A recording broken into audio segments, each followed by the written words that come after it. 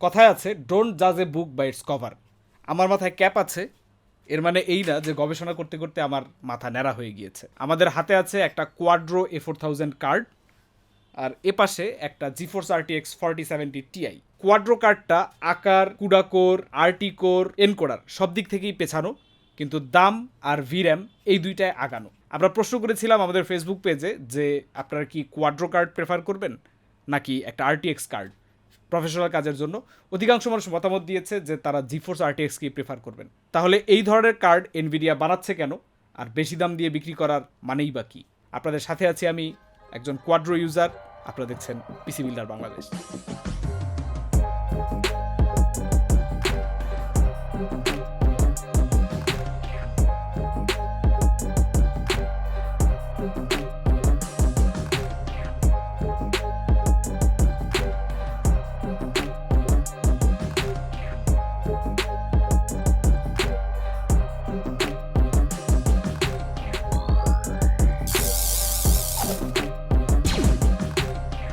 গতকালকে আমরা একটা কোয়াড্রো A4000 বিল্ড পাবলিশ করেছি। তখনই বলেছিলাম যে 1,35,000 টাকা দামের এই কার্ডটা আর জোটাক 4070 Ti যে কার্ডটা রয়েছে দাম 1,18,000 টাকা, এই দুটার মধ্যে একটা কম্পেয়ার করে দেখব যে প্রফেশনাল ওয়ার্কলোডে কোনটা কেমন পারফর্ম করে, কোনটা বেটার পারফর্ম করে।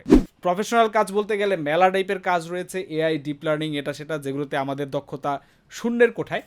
আমরা চেষ্টা করব আমরা যে কাজগুলো মেইনলি করে থাকি, যেমন video editing, export, real time rendering, এগুলো নিয়ে টেস্ট করা, এবং অ্যাট দ্য সেম টাইম 3Dর কিছু অ্যাপ্লিকেশন রয়েছে সেগুলোতেও এর পারফরমেন্সটা দেখার চেষ্টা করব।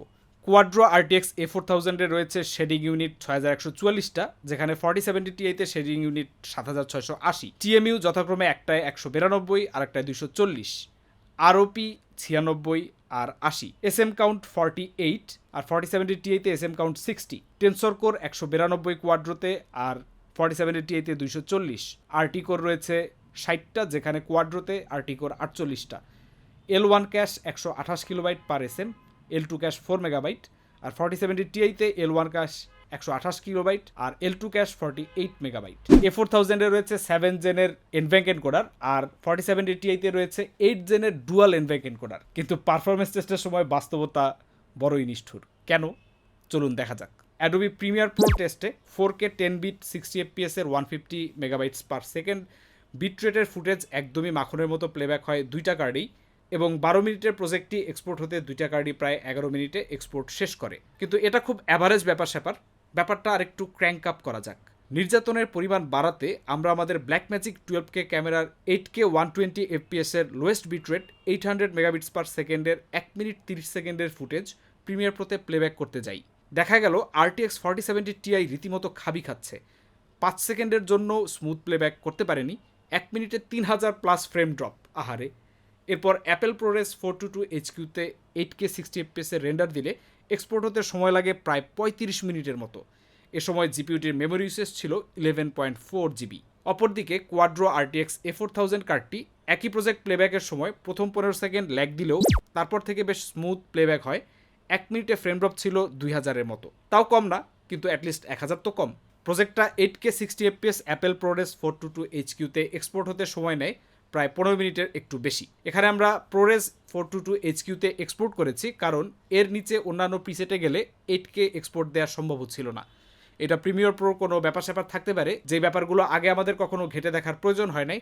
যদি কারো এই বিষয়ে এক্সপিরিয়েন্স থাকে যে কী করে হার্ডওয়্যার এনকোডিং অন রেখে আমরা 8K-তে কাস্টম প্রিসেটে এক্সপোর্ট দিতে পারি, অবশ্যই আমাদের কমেন্ট সেকশনে জানাবেন। এরপরে আরেকটা popular editing software DaVinci Resolve studio version. Premiere প্রোর যেমন সুনাম রয়েছে তেমন রয়েছে অনেক দুর্নামও, যেমন বাগি, প্রপার অপটিমাইজেশন না থাকা, হার্ডওয়্যারের পুরোটা সুবিধা নিতে না পারা, ক্ষণে ক্ষণে ক্র্যাশ করা, এই ধরনের নানা রকম প্যারা। তাই ধোঁয়াশা থেকে বের হওয়ার জন্য এবার কার্ড দুটিকে টেস্ট করব আমরা ভিনচি রিজলভের 18 স্টুডিও দিয়ে, এবং এটা একটা মাল্টি ইউজার লাইসেন্স। রিজলভে আমরা শুধুমাত্র 8K 120 FPS 800 মেগাবিটস পার সেকেন্ড বিটরেটের ফুটেজটি দিয়ে টেস্ট করব।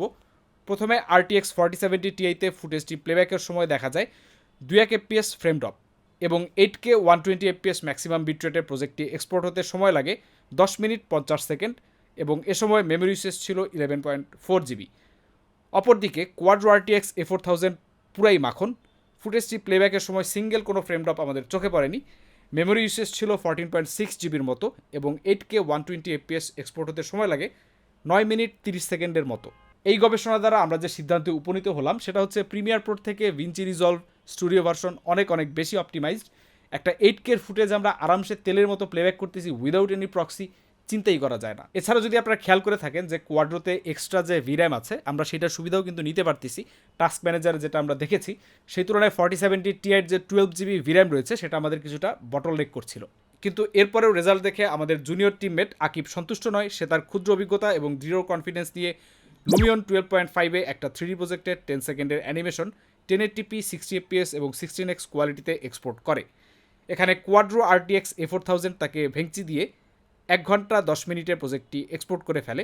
অপরদিকে RTX 4070 Ti এর সময় লাগে 1 ঘন্টা 25 মিনিট, মানে 15 মিনিট বেশি। শেষমেশ যা বোঝা গেল কোয়াড্রো RTX A4000 আর এই পাশে RTX 4070 Ti কি কেমন লাগলো? যাই হোক, এর বাইরেও আরও অনেক ধরনের প্রোডাক্টিভিটি ওয়ার্কলোড রয়েছে। যেমন একজন আমাকে অনুরোধ করেছিলেন যে ইলাস্ট্রেটরের সুপার হেভি প্রজেক্টগুলো কীরকম রান করে কোয়াড্রো, এইটা টেস্ট করার জন্য। আনফর্চুনেটলি ভাই আপনার কাছে ক্ষমা চেয়ে নিচ্ছি যে আমার ওই দক্ষতা নাই।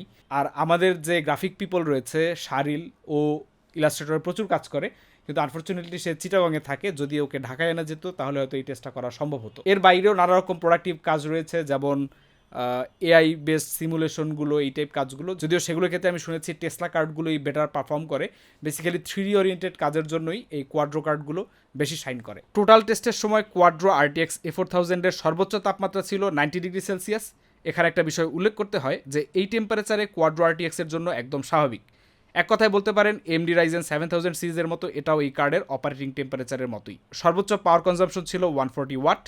অপরদিকে 4070 Ti এর সর্বোচ্চ তাপমাত্রা ছিল 80 ডিগ্রি সেলসিয়াস এবং পাওয়ার কনজাম্পশন ছিল 285 ওয়াট পর্যন্ত। এখন যেহেতু A4000 কার্ডটা বেশ স্লিম, ফ্যানও মাত্র একটা, এই কারণে এটার অপারেটিং টেম্পারেচার একটু বেশি হবে, হুইচ ইজ নট আনএক্সপেক্টেড। কিন্তু এইখানে এসে ক্লক স্পিড কিছুটা বটলনেক করার পরেও এইটা যে পারফরমেন্স দেয় তার কাছে এই 285 ওয়াটের 4070 Ti পুরাই মার খেয়ে যায়, যদিও টেম্পারেচার একটু কম থাকে। অর্থাৎ আপনি একটু ঠান্ডা থাকবেন নাকি একটু বেটার পারফরমেন্স নেবেন, that's completely up to you. সুতরাং বুঝতেই পারছেন যে যদি গেম খেলার ধান্দা থাকে তাইলে RTX Geforce, আর যদি আপনার কমপ্লিটলি শুধুমাত্র এডিটিং 3D ওয়ার্কস এইসবের কথাই প্ল্যানের থাকে তাহলে আপনার জন্য কোয়াড্রো A4000 বা A6000, যেটা আপনার বাজেটে পোষায়।